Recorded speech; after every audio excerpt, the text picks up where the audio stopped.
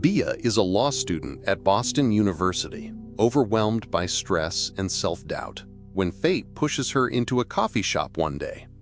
That is where she meets Ben, a charming and confident finance worker.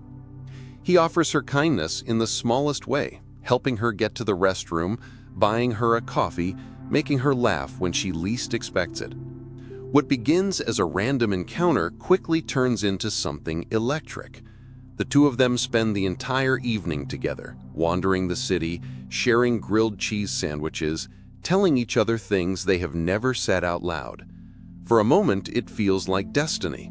But the next morning, everything shatters. Bia leaves quietly, only to turn back, her heart pulling her toward him. That is when she overhears Ben brushing off the night to his friend, claiming it meant nothing. Hurt and humiliated, she disappears from his life without explanation. 6 months later, their worlds collide again in the most unexpected way. Bia's younger sister, Hallie, is in love with Claudia, who happens to be connected to Ben's circle of friends. Suddenly, Bia and Ben are forced into the same orbit again, pretending they do not care, pretending the spark they once felt has burned out. Every glance carries tension. Every word is laced with sarcasm, and yet neither of them can deny the chemistry.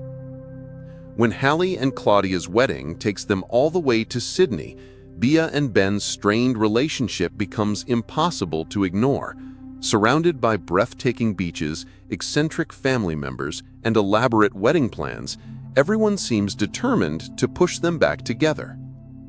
Instead of fighting it, Bia and Ben make a pact. They will pretend to be a couple. It is supposed to be a game, a way to fool the others, a way to survive the wedding without drama. But as they fake stolen kisses and play lovers for the crowd, the line between acting and reality blurs. Their charade leads to hilarious chaos. Ben nearly strips naked when a spider crawls into his shorts, leaving Bia doubled over with laughter. On a group hike, they bicker their way up the trail, only to stumble into real moments of vulnerability. A boat trip ends with Bia falling overboard and Ben diving in to save her, a rescue that leaves them staring into each other's eyes as if the world around them has melted away. Later, stranded together in a dinghy, they drop the pretense and share pieces of their hearts they had sworn to keep hidden. Back at the wedding, the tension finally breaks. Over grilled cheese sandwiches, the same comfort food that started it all, they allow themselves to fall into each other's arms. Their chemistry erupts into passion, and for the first time, they stop pretending. But morning brings reality. Both are terrified of being hurt again, and the weight of their past threatens to pull them apart. On the day of the wedding, everything unravels.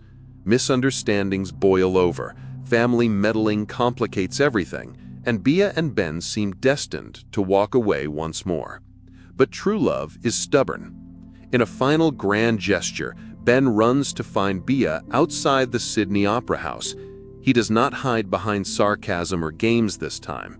He lays it all bare, confessing that he's in love with her, that he never stopped thinking about that night, and that she's the only one he wants.